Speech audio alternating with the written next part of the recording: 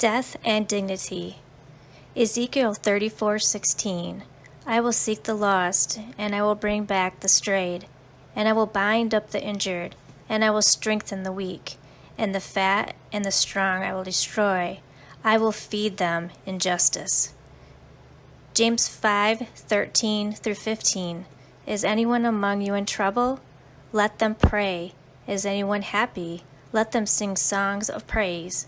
Is anyone among you sick? Let them call the elders of the church to pray over them and anoint them with oil in the name of the Lord.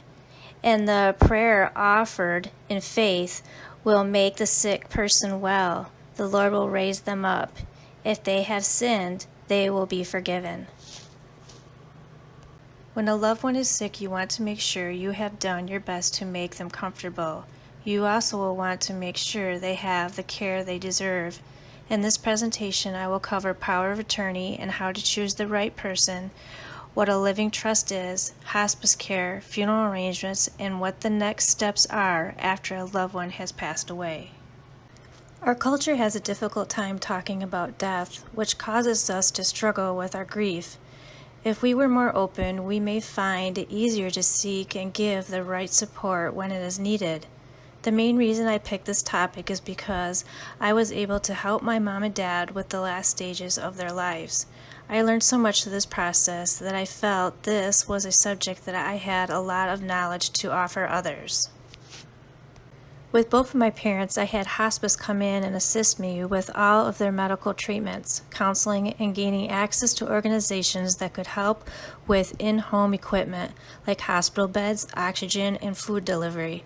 I truly believe hospice was such a blessing to my family. Dealing with death is one of the hardest situations a person can go through, but if you and your loved one have a plan set in place, it will allow you to spend quality time together at the end. Power of attorney.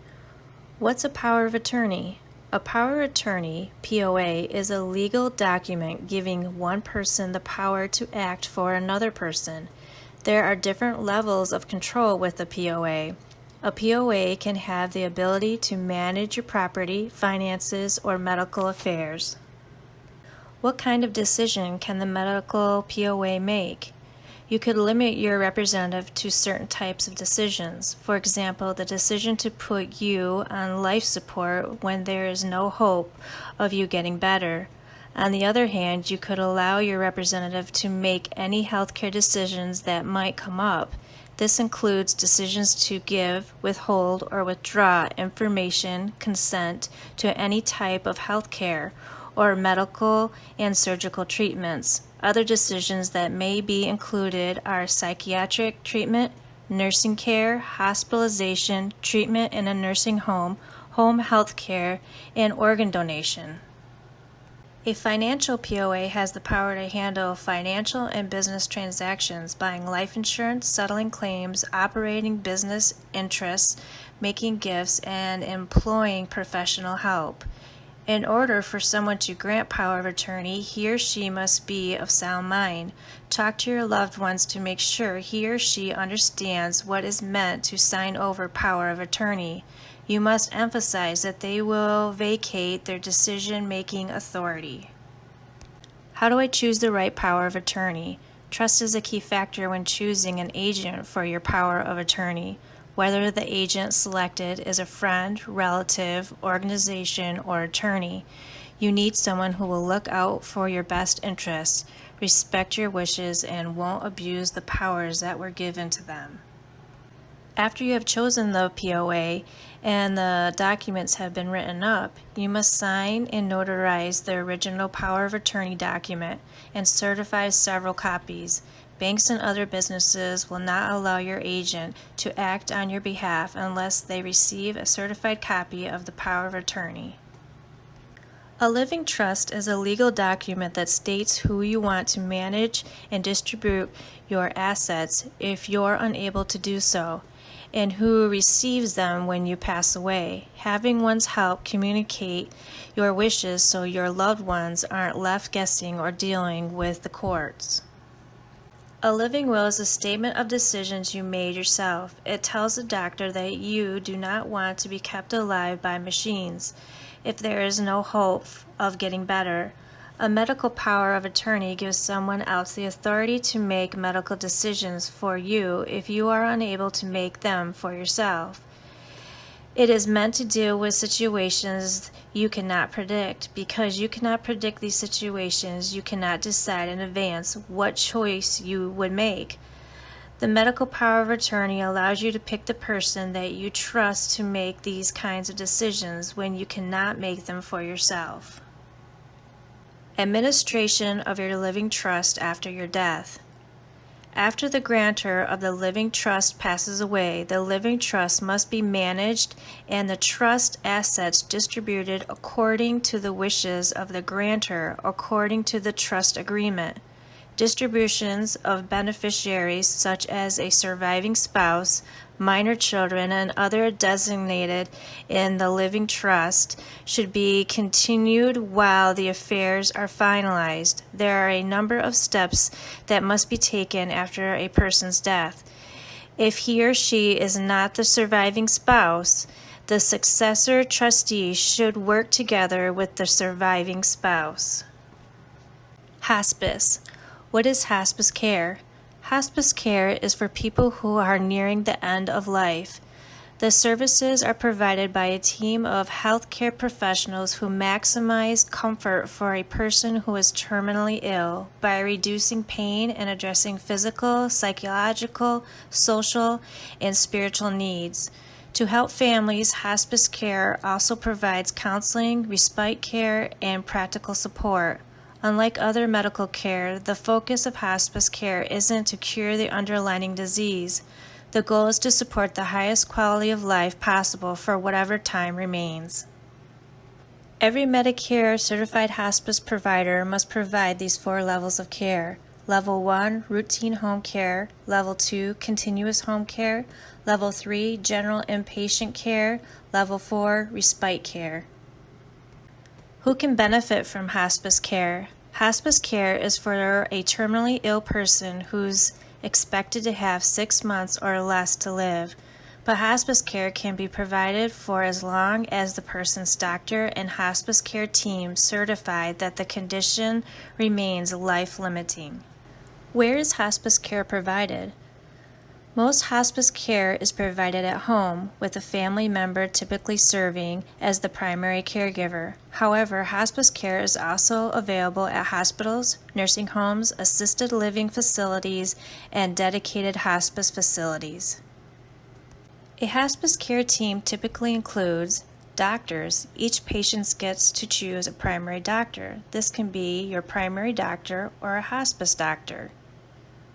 Nurses. Nurses will come to you or another setting to provide care. They are also responsible for coordinating the hospital care team. Home health aides. Home health aides can provide extra support for routine care, such as dressing, bathing, and eating.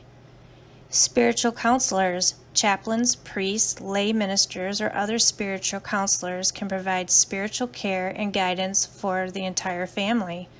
Social workers. Social workers provide counseling and support.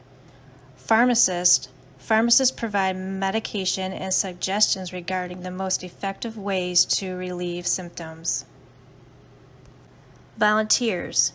Trained volunteers offer a variety of services, including providing company and helping with transportation or other practical needs.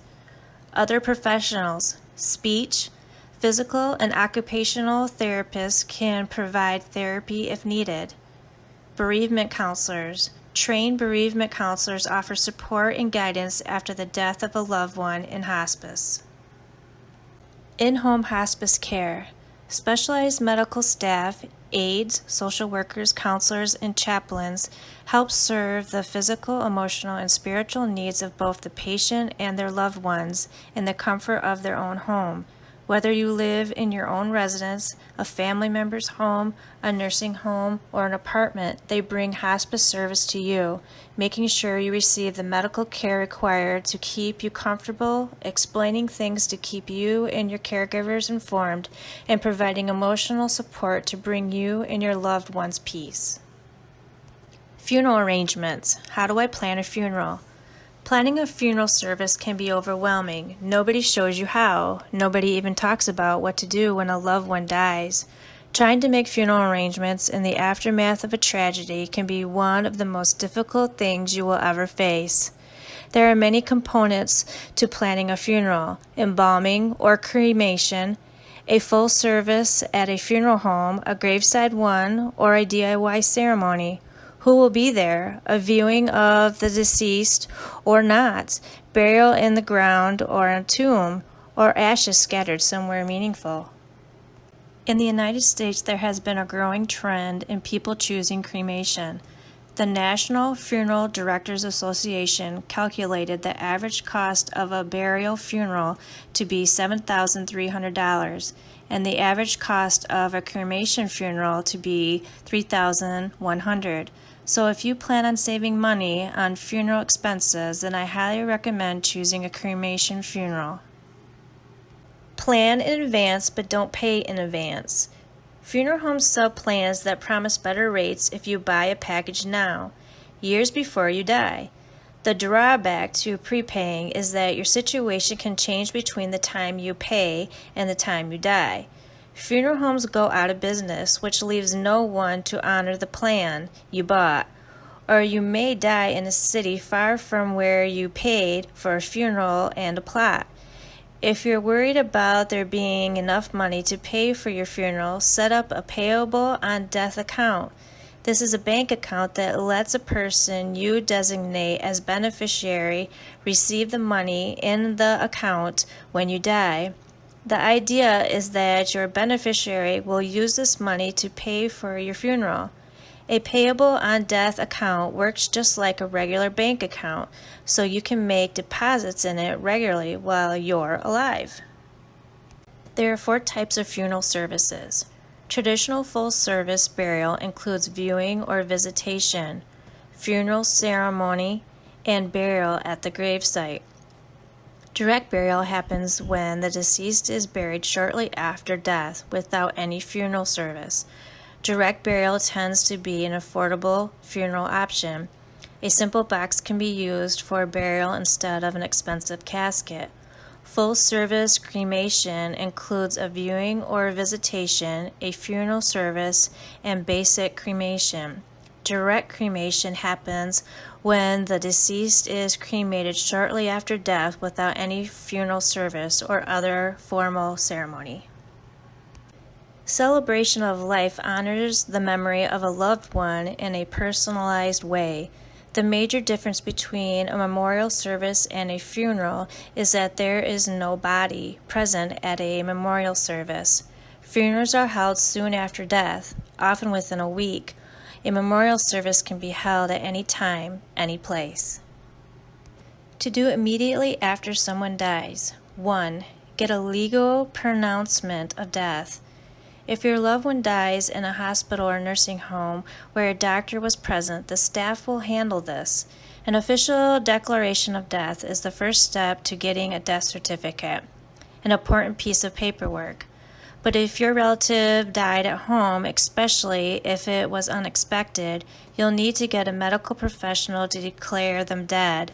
To do this, call 911 soon after she passes away and have her transported to an emergency room where she can be declared dead and moved to a funeral home. If your family member died at home under hospice care, a hospice nurse will declare him dead. Without a declaration of death, you cannot plan a funeral, much less handle the deceased's legal affairs. 2. Tell friends and family. Send out a group text or mass email, or make individual phone calls to let people know their loved one has died. 3. Find out about existing funeral or burial plans. 4. Make funeral, burial, or cremation arrangements. 5. Secure the property. 6. Provide care for pets. 7. Forward mail. 8. Notify your family member's employer. 9. Secure certified copies of death certificate. 10. Find the will and the executor. 11. Cancel services no longer needed. Notify the filing of your loved one's death. 12. The Social Security Administration. 13. Life insurance companies. 14. Bank, financial institutes, and credit agencies.